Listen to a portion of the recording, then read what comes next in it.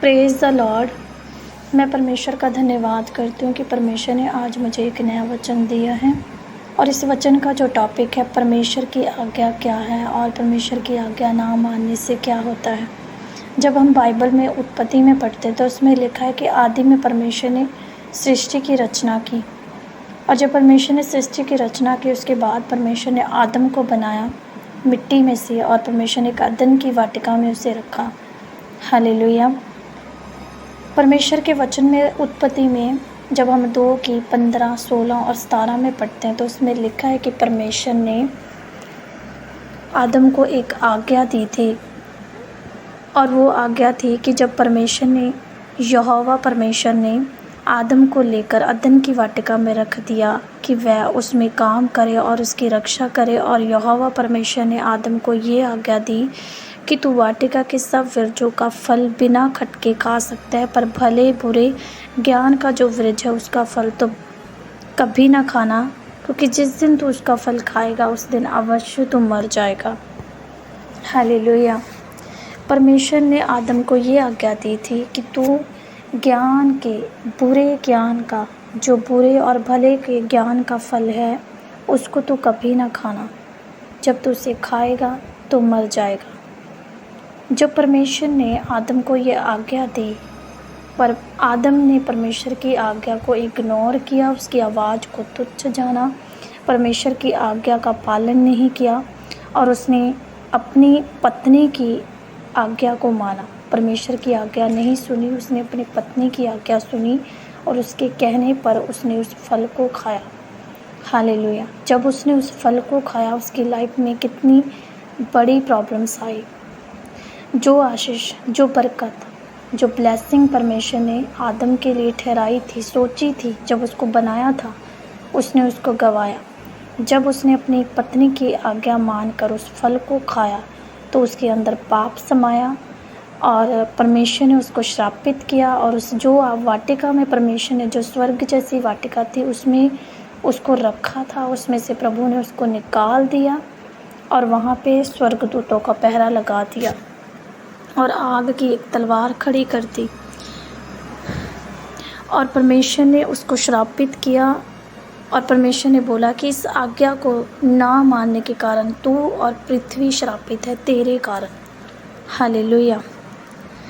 देखो, जब परमेश्वर के वचन में लिखा है कि परमेश्वर ने जब आदम को ये आज्ञा दी कि तू भले और बुरे ज्ञान का फल ना खाना, लेकिन उसने उस आज्ञा को नहीं समझा और परमेश्वर ने उसको स्वर्ग जैसी वाटिका में से निकाल दिया और आदम ने जब इस फल को खाकर पाप किया, ज्ञान आज्ञा को तोड़ा और परमेश्वर ने उसकी लाइफ में जो आशीष और बरकत रखी थी उसको उसने गंवाया और वो श्रापित हुआ। और इसी तरह जब हम परमेश्वर के वचन में पहला शमूएल उसके 15 में जब पढ़ते हैं तो उसमें लिखा है कि जब शाऊल को परमेश्वर ने चुना था, उसको राजा होने के लिए चुना परमेश्वर ने और प्रभु ने उसको आज्ञा दी थी कि तू अमीलेकियों के राजा जो अगाग है उसको मारेगा और वहाँ के जितने लोग होंगे, चाहे वो बैल हो, बकरी हो, भेड़ हो, गधा हो, ऊँट कटारे हों या स्त्री हो या दूध पीते बच्चे हो, तो किसी के ऊपर दया और कोमलता ना करना, उनको नष्ट कर डालना।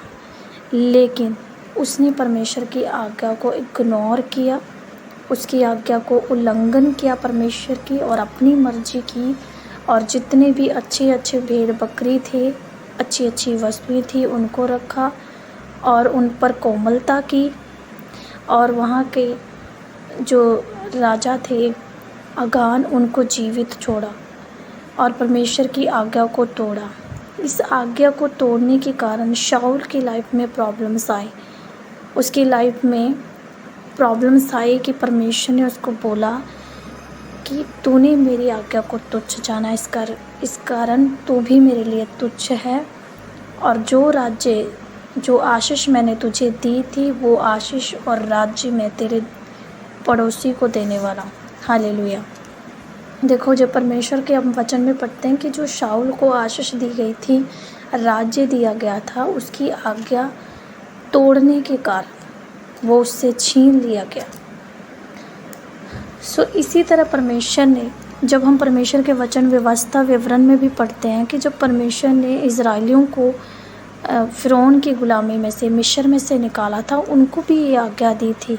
उनको बोला था कि जब तुम इस मेरी आज्ञा का पालन करोगे तो तुम्हारे जीवन में मेरी ओर से आशीष आएगी। हालेलुया।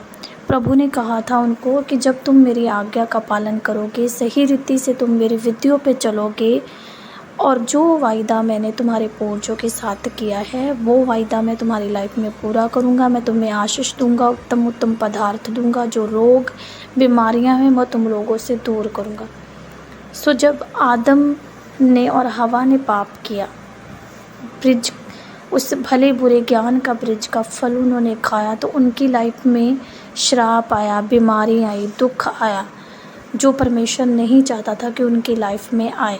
उनके आज्ञा तोड़ने के कारण उनकी लाइफ में आया। हालेलुया। इस वचन के द्वारा परमेश्वर हमें यही सिखाना चाहते हैं, परमेश्वर की कोई भी आज्ञा हो सकती है।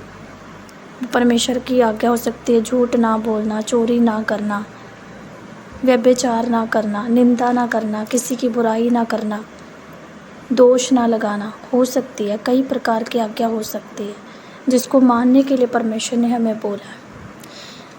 जब हम परमेश्वर के वचन में पढ़ते हैं, इसमें लिखा है कि जब परमेश्वर ने दाऊद को चुना था राजा बनाने के लिए, राज्य करने के लिए, तो दाऊद के जीवन में भी पाप आया। उसने भी परमेश्वर की आज्ञा को तोड़ा, उसने व्यभिचार किया, उसने पश्चाताप तो किया परमेश्वर के आगे, प्रभु ने उसे माफ़ किया, लेकिन उस आज्ञा को तोड़ने के कारण, व्यभिचार करने के कारण उसकी लाइफ में श्राप आया।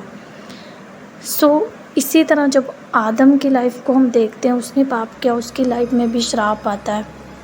तो इसी तरह से जो इज़राइली लोग भी थे, उन्होंने भी परमेश्वर की नज़र में पाप किया, उसकी आज्ञा को तोड़ा, उन्होंने मूर्ति पूजा की, व्यभिचार किया, जो परमेश्वर को अच्छा नहीं लगा, उन्होंने वो किया जो परमेश्वर की नज़र में पाप था।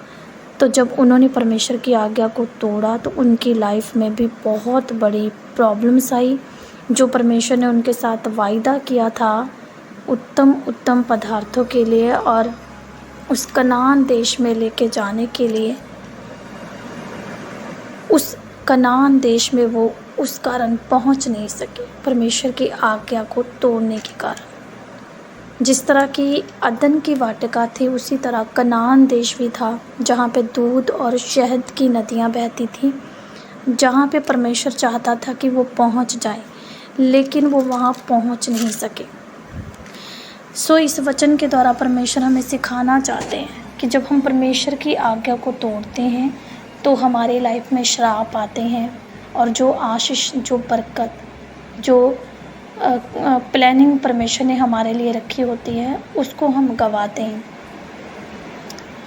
परमेश्वर चाहता है कि हम परमेश्वर की आज्ञाओं को पूरी रीति से माने, और परमेश्वर नहीं चाहता कि जो आशीष परमेश्वर ने हमारे लिए ठहराई है हम उसको इग्नोर करें, हम उससे दूर जाएं।